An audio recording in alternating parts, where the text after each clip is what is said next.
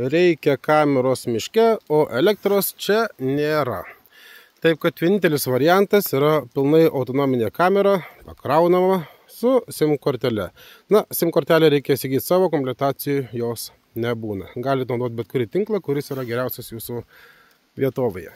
Bandom ją prisitvirtinti ir pažiūrėsim, kaip visą tai veikia. Kamera savo vietoje, jeigu norite ją nusimti, labai lengvai nusiema, čia pasispaudžia knapkytė ir išsiema jinai iš savo laikiklio. Atgal įsistato lygiai taip pat lengvai. Kamera turi naktinį pašvietimą, turi ir LED pašvietimą. Jeigu mes nenorim, kad matytųsi, kad šviečia LEDas, mes tai galime išjungti per savo programėlę. Apačioje yra QR kodas, nusiskanuosim su savo telefono programėlė, nemokama programėlė, iMO Life. Kartais klausite, o jeigu ją pavogs, ar gali ją naudoti? Ne, negali.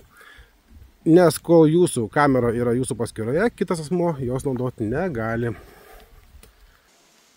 Komplektacijoje yra tokia saulės panelė, laido yra apie 3 metrus, tai geriausia pakelti kuo aukščiau medį ir atsukti į pietų saulę. Jei yra galimybė. Mums į pietus nesigauna, nes pietus yra kažkur čia, o tai suksim ją į rytus. Ir panelį reikia pakreipti 35 laipsnių kampu daugmaž, gali būti 40.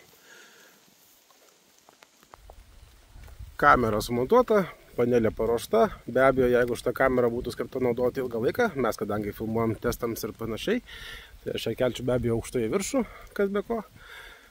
Na ir kamerą iš principo galima nusidažyti tamsia spalva, jeigu netinka balta. Yra tokie plastic dip dažai, gumos pagrindu, nereikia jokių dažytojų įgūdžių. Ta guma paskui nusilupo, jeigu ten kažkas negerai, ar ten norite ją nulupti. Taip kad kamerą galima nusidažyti ir žalia, ir juoda spalva, kaip tik tais pageidaujat. O kartais žmonės perka dirbtinį vijoklį, apsuka kamerą, jos nesimato, atrodo kaip kažkas natūralus vijoklis būtų ant medžių. Taip kad variantų yra įvairių, bet šiaip jos yra baltos todėl, kad yra karšta vasaros diena, yra karšta, jeigu saulė spigina, tai gamintojas renkasi taip, kad kamera tarnautų kuo ilgiau, todėl jos yra dažniausiai baltos. Beliko pasijungti, viskas paprasta, lengva ir elementaru. Beje, kaina yra labai gera, yra keli konkurentai, kurie siūlo panašus produktus, jie yra ženkliai brangesni negu iMO šitą kamerą. Naujausią kainą rasite pas mūsų puslapyje gpsmeistras.lt. Kainos kartais keičiasi, todėl mes video tų kainų ir nesakome, kad paskui jūsų neapgaudinėtume.